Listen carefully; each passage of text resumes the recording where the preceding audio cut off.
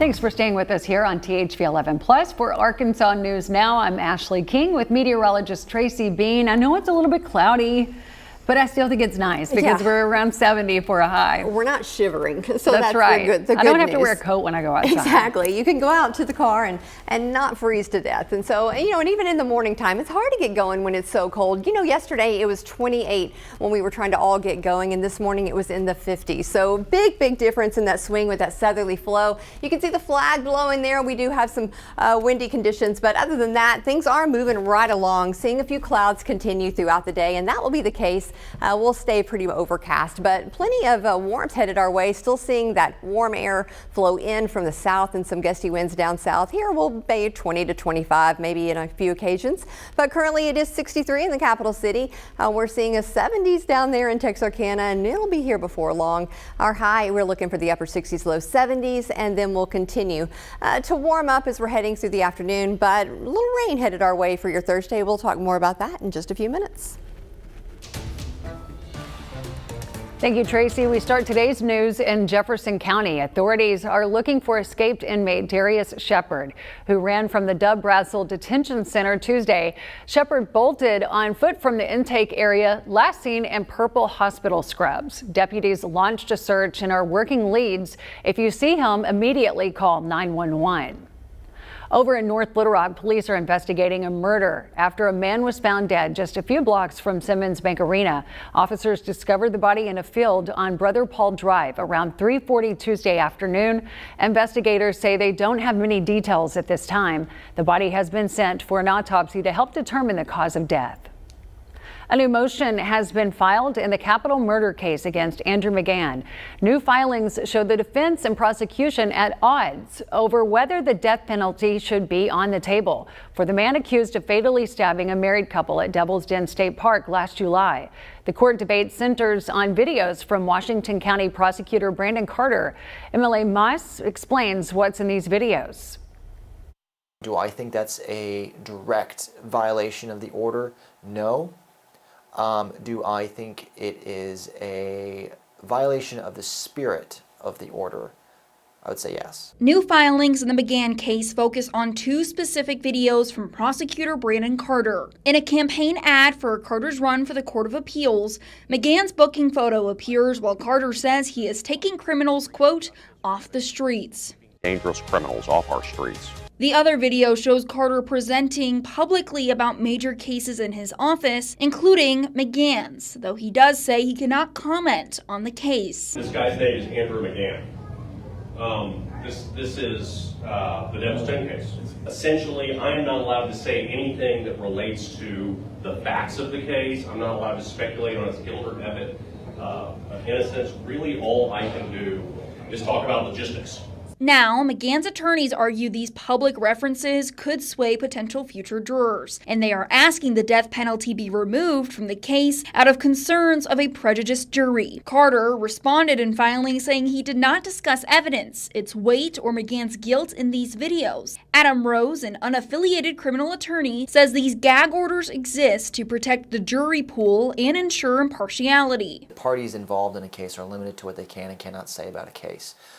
The reason being is it allows for transparency and fairness when regards to a jury pool. He adds that in this circumstance, the answer is not clear-cut whether Carter violated the order. I think just having the photo up there and saying these people were quote-unquote murdered, I think it's tricky because that is public information and he's not necessarily talking about the weight of the evidence. Do I think it's a black and white violation? No. The filings request that the court consider the cumulative impact when deciding how to proceed, asking the judge to remove the death penalty as a result. Carter, in his response, says removing the death penalty is unnecessary, instead arguing that the proper remedy, if there is a concern about juror bias, would be a change of venue or careful jury selection to ensure a fair trial. This case has gotten so much national news attention as well.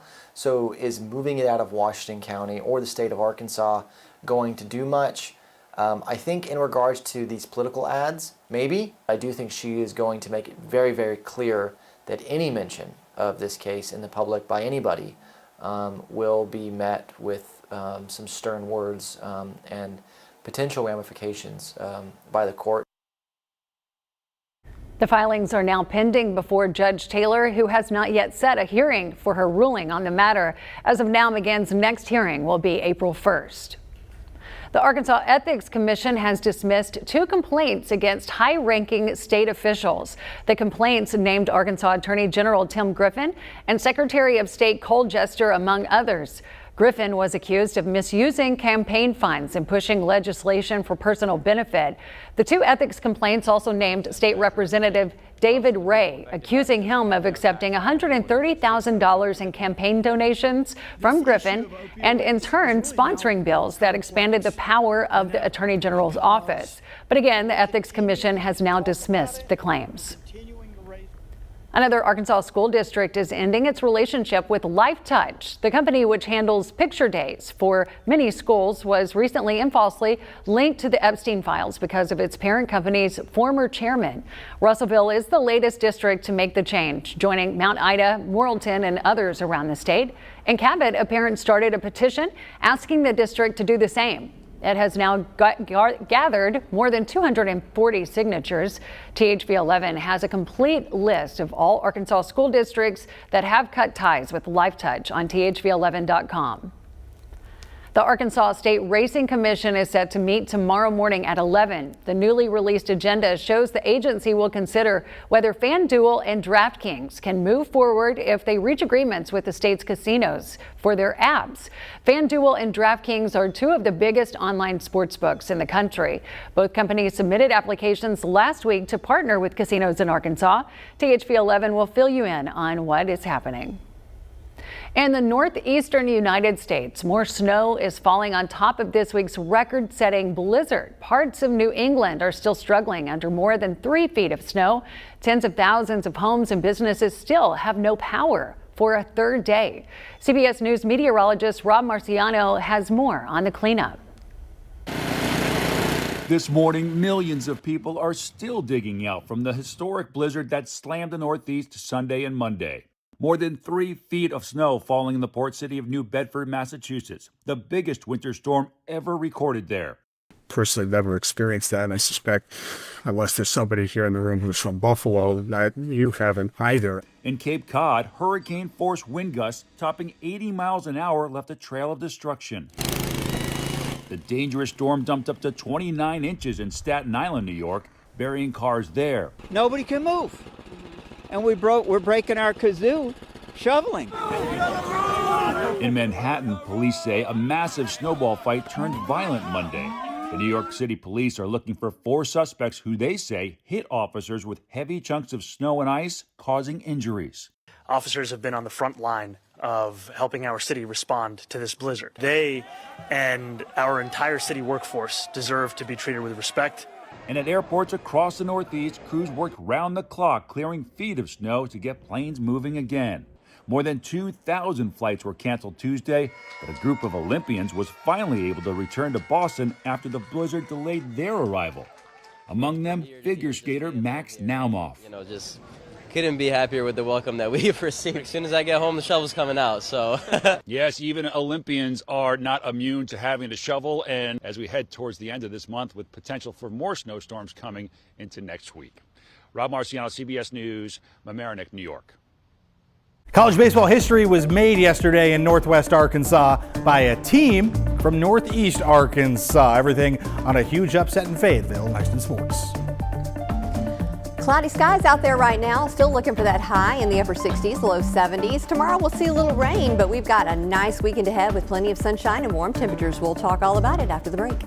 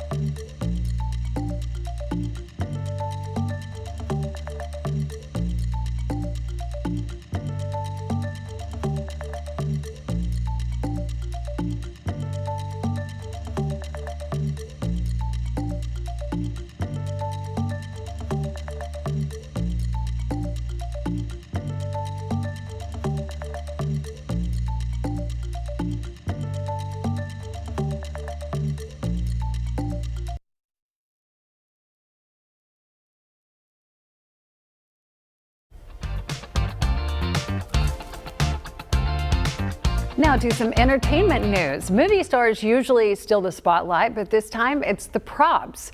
A host of iconic Hollywood treasures are heading to auction in Los Angeles. Highlights include the harpoon gun from Jaws, which celebrated its 50th anniversary last year, and a light-up C-3PO head from Star Wars: The Empire Strikes Back. Each of those props is set to bring in around $500,000.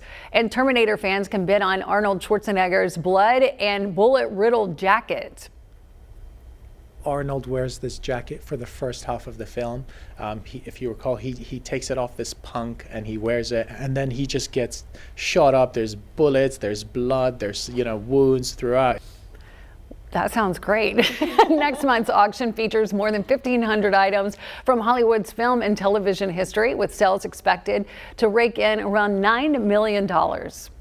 And Rock and Roll Hall of Fame just announced 17 nominees for its class of 2026. It's a star-studded class, of course. Some of the biggest names: metal band Iron Maiden, British bands Oasis and Joy Division New Order, Lauryn Hill, the Wu-Tang Clan, and Mariah Carey. Other huge names: the Black Crowes, Jeff Buckley, Phil Collins, Melissa Etheridge, Luther Vandross, and Billy Idol. The new members will be revealed in April. Some good names on there. It would be hard to choose. I know. The fact that those names are all like near and dear to my heart, does that make me old? Yeah, because we're there. Yeah. I know. Hall of Fame, huh? That means you've been around a while. Right. Yeah. A lot of those names. I mean, so many great musicians. I don't know who I would. I mean, because not all of them are going to be selected. So that's tough. Yeah. One that stands out to me is just Billy Idol. Just the craziness of him. Like I love it. Like it all worked. Oh, good stuff. All right. After the break, we're taking a look at a restaurant that is looking to uplift the next generation of Black culinary talent. But first, we're going to do weather. Yeah, I don't know where I'm. Let's do weather first. All right. Let's talk a little bit about all these clouds again. I know it's been a warmer day, and we're going to show you exactly how much warmer here in a second, but the clouds will stick around throughout the day and continue to, again, warm us up with that southerly flow. That is what's giving us, again, all of this warm content. Now, the clouds are making it a little bit cooler, and if we didn't have those, we would be on up there in the 80s. But alas, here we are, still struggling to get to 70s because of those clouds, but we are seeing some windy conditions down there to the south. Gusty around 25, but here in central Arkansas, I imagine it's going to be around 20 to 25 at the most. And so really not looking for that wind that we saw yesterday, which is good news. Now, I talked about how much warmer it is, even though it might not feel like it. It is about 11 degrees warmer than it was this time yesterday. Now, this morning we were upwards of 24 to 25 degrees warmer. So big warm up as we're heading into today. It is 63 in the capital city. We've got 70s down there in Texarkana. So certainly feeling that warmth with that southerly flow. And today, hour by hour, continuing to see the clouds stick around now again, but the southerly flow will stick around to keep us nice and warm. And as we're heading into your Thursday, we will start to see the chances for rain pop up. But today we get to enjoy 70s down to our south, again mostly 60s here in central Arkansas and north, but overall a nice day ahead, even though we got to deal with the clouds. Now, the rain chances do start to come up again tomorrow, but there's not a lot associated with this. I'm not expecting a ton of rain. We need lots and lots of rain to get out of this drought situation. We've got another chance as we're heading into early next week. Now, a couple of these days do have potential to give us some heavy downpours, but talking about Thursday, tomorrow, again, this is around 4:30 in the morning. Could see a few little rumbles of thunder as you start the day off, and you'll notice there's really not a lot of rain, a little scattered shower here and there. But as we're heading into the weekend, that starts to change a little bit as we're heading into Sunday, which is going to be a bit of relief for us. It's all because of this boundary right here. It's going to stall out just in northern Arkansas, and all of that warm air and all of that moisture will be trapped, if you will, and then that's going to give us just that heavy downpour because it can't go anywhere. So that is going to be the potential relief that we could see later next week. But this is Sunday morning, starting to see a few of those rain showers, and really Monday, even into parts of Tuesday. Not looking for a lot, but by the afternoon, this is around 3:30 in the afternoon, some of that heavier rain could begin, and it will still shift to the south as we're heading into the evening hours, and then as it moves out. Now, the timing on that, still a little iffy because it's still a bit far out, but we'll see adjustments there. But the burn bans across the state, continuing to see counties added, and then that wildfire danger is still a big risk that we have across the state. So make sure you're being careful. Even if you don't have a burn ban in your county, I suggest don't go ahead and burn anything just yet. Just wait until we get that good soaking rain. We're going to cross. Welcome back. In celebration of Black History Month, we're bringing you the story of a celebrity chef who's nurturing the next generation of Black culinary talent. Skylar Henry takes us to the nation's capital, where he meets a young chef who is making a name for himself at a restaurant founded by a star of the Food Network. Salad steak tartare, second course. On any given night in the bustling kitchen of Marcus, D.C., Ladies, how are we doing tonight? Chef Anthony Jones is putting the final touches on the restaurant's most popular dish. The crab is the star, of course, so we're going to put it on top. Mel's crab rice, an ode to his childhood growing up along the Chesapeake Bay in Maryland. We could stop by, get a bushel of crabs, and cook them up when we got back home. For me, that's the epitome of summer. It's kind of me translating that into this dish and trying to share it with the guests. While the inspiration is humble, the dish is anything but. And then the last ingredient, it's uni bernaise, and then just some homemade togarashi that we make that we put on top. It's a far cry from the kind of food he grew up eating. I knew you weren't eating whipped tofu growing up on the Eastern Shore. Yeah, nowhere near. How did this come about, the inspiration for wanting to be a chef in the first place? Believe it or not, TV, the original Japanese Iron Chef. First episode, I fell in love and kept watching more of it, and that to me opened my eyes to what food can be. But it's another celebrity chef who played an even bigger role as his culinary career took off.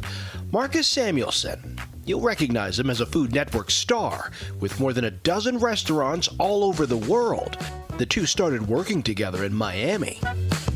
When Samuelsson asked Jones to run his latest venture in the nation's capital, it was a no-brainer. It's a great partnership, friendship, mentorship. He is very supportive in me being myself, becoming myself, and not straying from that path. The menu at Marcus, D.C. is an ode to that Black culinary culture, mixed with Latin and Asian influences, and of course, filled with pops of Samuelsson's bright and colorful style. Pecan salsa matcha on top, blood orange supremes. It's a seafood-forward menu, with knockouts like seared scallops and prawns, alongside dishes like a whole roasted chicken, prepared with a DC signature mambo sauce, and a braised lamb shoulder which pairs with Dorothy's collards, named for his aunt. His food tells a story as unique as his own, in an industry where only 10 to 12% of chefs and head cooks are Black. At 37 years old, Jones has carved out a path for himself. And you kind of have to go into it with a certain mindset that if you are of a certain background or ethnicity or whatever the case might be, that you're 100%, it has to be 150 compared to everyone else's.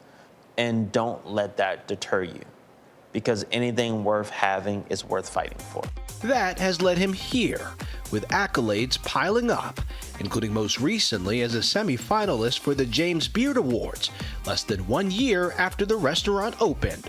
As far as Marcus, D.C., if a diner were to come here for the first time, what would you tell them to expect? Lots of flavors.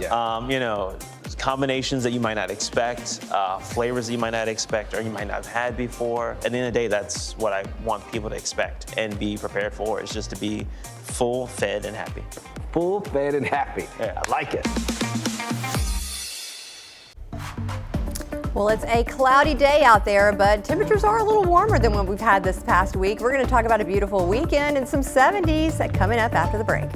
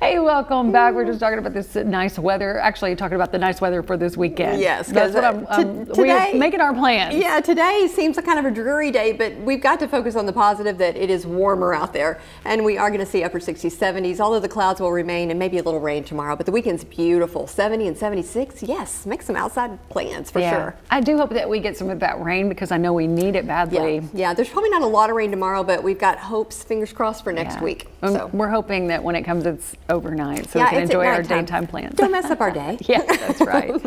All right, well, we hope you enjoy the rest of this day. Thank you for joining us on THV 11 Plus for Arkansas News Now.